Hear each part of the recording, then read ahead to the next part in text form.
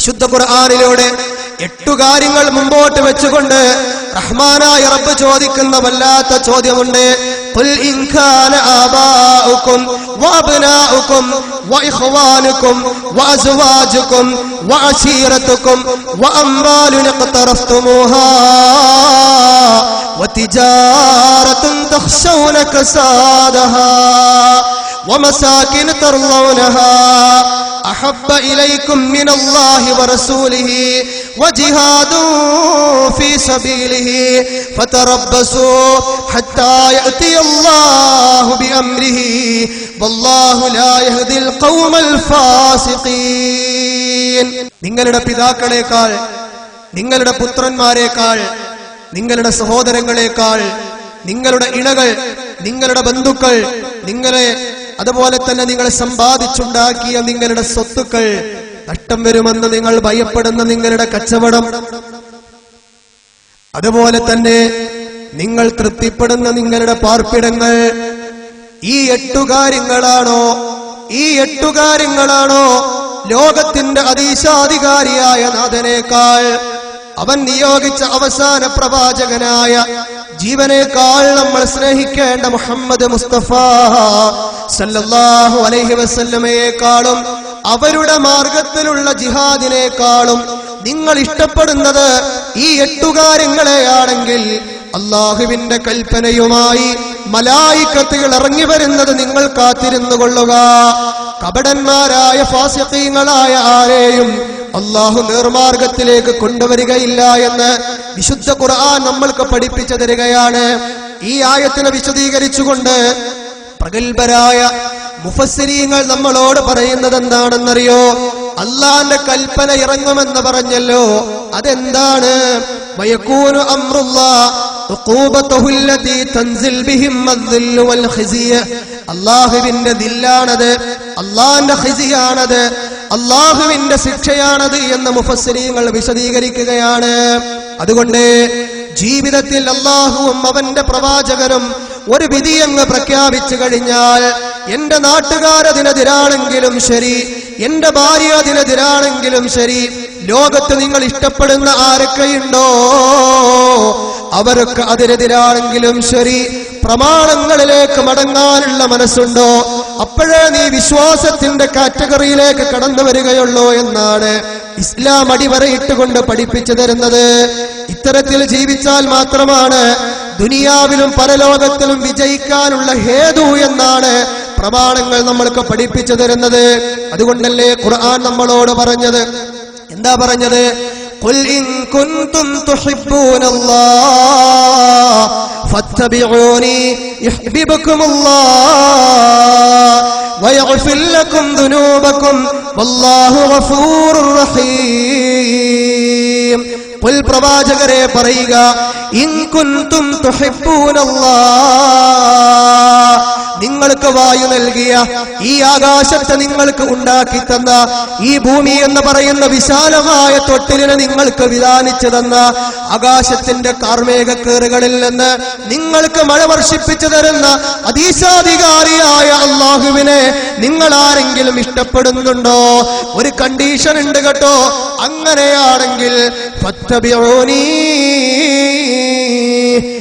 എങ്കിൽ പ്രവാചകനായ എന്നെ നിങ്ങൾ പിൻപറ്റണം. എന്നെ നിങ്ങൾ പിൻപറ്റിയാലോ നിങ്ങൾക്ക് കിട്ടുന്ന നേട്ടം എന്താണെന്നറിയോ? യുഹിബ്ബുകുമുല്ലാഹ്,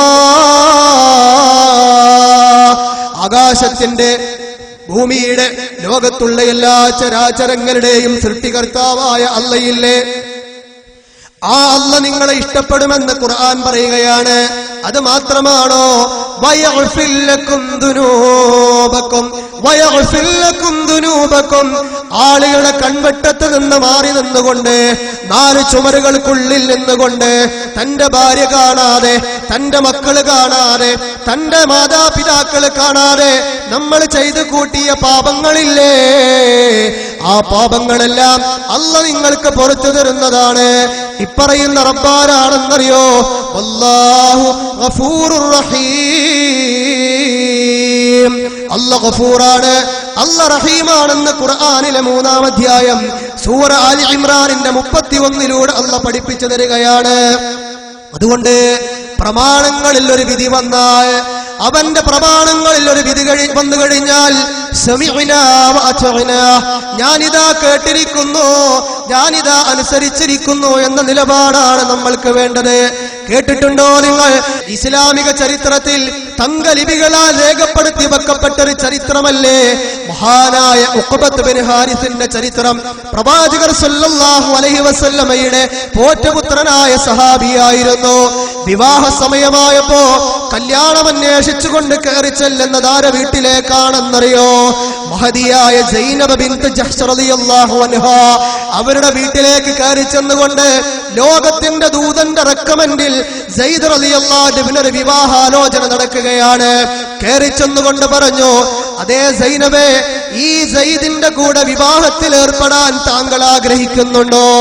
മഹദിയായ സൈനബ് റളിയല്ലാഹു അൻഹ പറഞ്ഞു, എനിക്ക് താല്പര്യമില്ല നബിയേ, എനിക്ക് താല്പര്യമില്ല നബിയേ, ഞാൻ കുലീനതയുള്ള ആളാണ്, തറവാടിത്തമുള്ള പെണ്ണാണ്, സയ്യിദാണെങ്കിൽ അടിമയല്ലേ, അതുകൊണ്ട് എനിക്ക് സമ്മതമല്ല നബിയേ.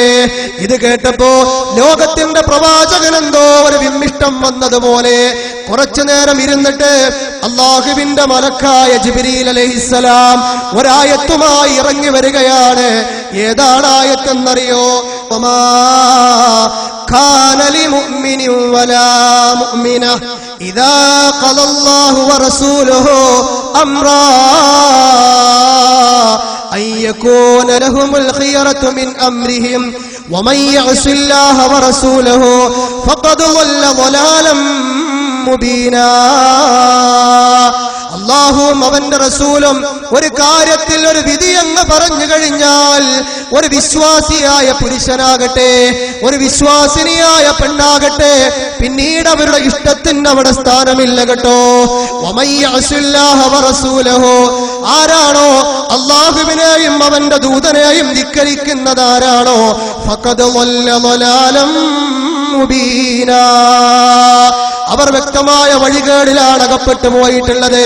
എന്റെ മുസ്ലിമീങ്ങളെ, ഈ വീട്ടിലയിൽ എന്റെ ശബ്ദം കേൾക്കുന്ന മുസ്ലിമീങ്ങളെ, ഈ ചരിത്രത്തിലെ മഹദിയായ സൈനബ ബിൻത് ജഹ്ശ് റളിയല്ലാഹു അൻഹയെ കുറിച്ചുകൊണ്ട് നമ്മളൊന്ന് ആലോചിച്ചു നോക്കേണ്ടതുണ്ട്.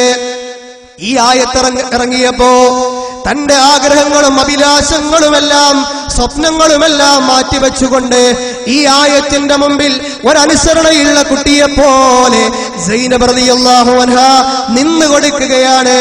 ഇതിന്റെ മഹത്തായ ഒരു അനുസരണ കൊണ്ട് തന്നെയാകാം പിൽക്കാലത്ത് ലോകത്തിന്റെ പ്രവാചകരുടെ ഭാര്യയായി ഉമ്മഹാത്തുൽ മുഅ്മിനീങ്ങളുടെ ലിസ്റ്റിലേക്ക് സൈനബ് റളിയല്ലാഹു അൻഹ കടന്നു വരികയാണ്.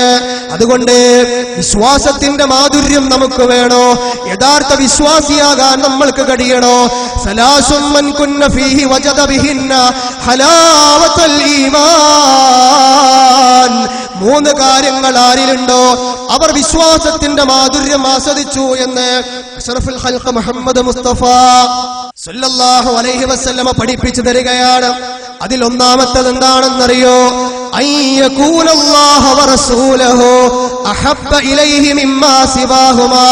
ലോകത്തുള്ള എന്തിനേക്കാളും നിങ്ങൾ ഇഷ്ടപ്പെടേണ്ടത് അല്ലാഹുവിനെയും അവന്റെ റസൂലിനെയുമാണ്. എങ്കിൽ ഈമാനിന്റെ മാധുര്യം നിങ്ങൾക്ക് ലഭ്യമാകുമെന്ന് പഠിപ്പിക്കുകയാണ്. അതുകൊണ്ട് ബാക്കി രണ്ട് കാര്യങ്ങൾ ഞാൻ വിഷയത്തിന്റെ ഭാഗമല്ലാത്തത് കൊണ്ട് സൂചിപ്പിക്കുന്നില്ല. പൂർണ്ണാർത്ഥത്തിൽ ഈ ഒരു സ്നേഹം, ഈ ഒരു മാധുര്യം നമുക്ക് ലഭ്യമാകണമെങ്കിൽ റസൂലിനെ പൂർണ്ണമായി നമ്മൾ പിൻപറ്റേണ്ടതുണ്ട്. ഈ പ്രവാചകർ സല്ലല്ലാഹു അലൈഹി വസല്ലമ ആരാണെന്നറിയോ? അന്നബിയു ഔലാ ബിൽ മുഅ്മിനീന മിൻ അൻഫുസിഹിം വഅസ്വാജുഹു ഉമ്മഹാതുഹും.